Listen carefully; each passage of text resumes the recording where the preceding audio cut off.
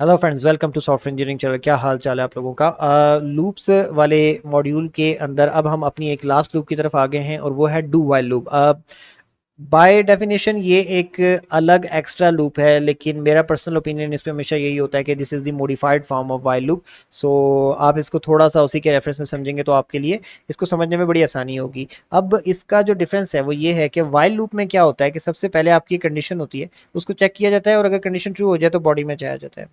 जबकि do while loop में क्या होता है कि आपका जो बॉडी है उसको एक दफ़ा रन किया जाता है और जब आप उस बॉडी को एक दफ़ा रन करते हैं तो उसमें लिखा हुआ जो कोड है वो जब एक दफ़ा रन हो जाता है तो उसके बाद कंडीशन चेक की जाती है। अगर कंडीशन गलत होगी तो फिर वो दोबारा नहीं चलेगा, लेकिन अगर कंडीशन ठीक हुई तो फिर वो दोबारा चलेगा। यानी कि द पॉइंट इसके गलत कंडीशन के होते हुए भी वो एक बार एटलीस्ट रन जरूर होता है, क्योंकि कंडीशन जो है डू वाइल में वो लास्ट पे जाके लिखी जाती है। अभी हम चलते हैं और इसको देखते हैं एक छोटा सा एग्जाम्पल कोड बना के। अब मैं यहाँ पे क्या करता हूँ, एक वेरिएबल बनाता हूँ let I and the data type of the I is number, और उसके अंदर मैं कोई लेट से 1 ही डाल देता हूँ। उसके बाद मैं यहाँ पे लिखूंगा do which is the syntax of the do while loop, और यहाँ पे जाके मैं लिखूंगा कंसोल डॉट लॉग, और कंसोल डॉट लॉग लिख के यहाँ पे मैं जाके लिखूंगा नंबर, और उसके बाद मैं कॉमा लगा के यहाँ पे ऐसे आई भी लिख सकता हूँ कि मुझे आई की वैल्यू स्क्रीन पे शो करो। और उसके बाद अब मैं इसको इनफाइनाइट लूप में पहले की तरह जाने से बचाने के लिए आई प्लस प्लस लगाऊंगा, और उसके बाद यहाँ नीचे जाकर इस जगह पे मैं वाइल लगाऊंगा।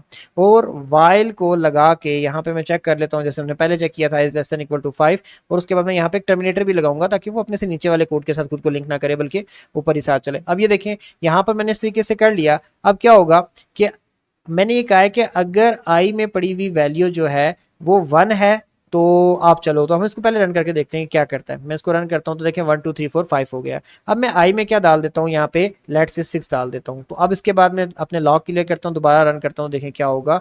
तो ये देखें, उसने एक बार चलाया, नंबर 6 प्रिंट किया, उसके बाद क्योंकि आगे कहानी खराब हो चुकी थी तो उसने दूसरी बार चेक नहीं किया, यानी कि बावजूद कंडीशन गलत होने के एक बार लूप चली। तो सम टाइम आपके पास सिचुएशन ऐसी आ जाती है कि आप एक दफ़ा कोई काम कर लेने के बाद आप चेक करना चाहते हैं कि क्या कंडीशन, अब बताओ कि क्या कंडीशन ट्रू है या नहीं है। अगर ट्रू है तो फिर मैं आगे चलूँ, अदरवाइज मैं ना चलूँ। तो ऐसी सिचुएशन में डू वाइल का अमूमन इस्तेमाल किया जाता है। तो ये भी एक लूप है, डू वाइल लूप।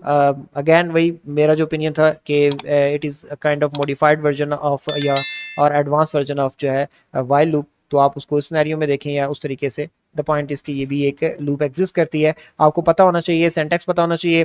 और कभी अगर आपको जो है यूज़ करने की ज़रूरत पड़े ताकि आप तो फ़ौरन उसको निकाल के यूज़ कर लें। मैं हमेशा एक बात कहता हूँ कि हर प्रोग्रामिंग लैंग्वेज जो है बच्चों के लेगो गेम की तरह होती है, और जो लेगो गेम होता है उसमें डिफरेंट किस्म के ब्रिक होते हैं और आपको ये पता होना चाहिए कि कौन कौन सा ब्रिक किस किस के साथ कैसे कैसे एडजस्ट किया जा सकता है। Now it is up to you कि आप कितने क्रिएटिव होकर उस लेगो गेम से क्या बना सकते हैं।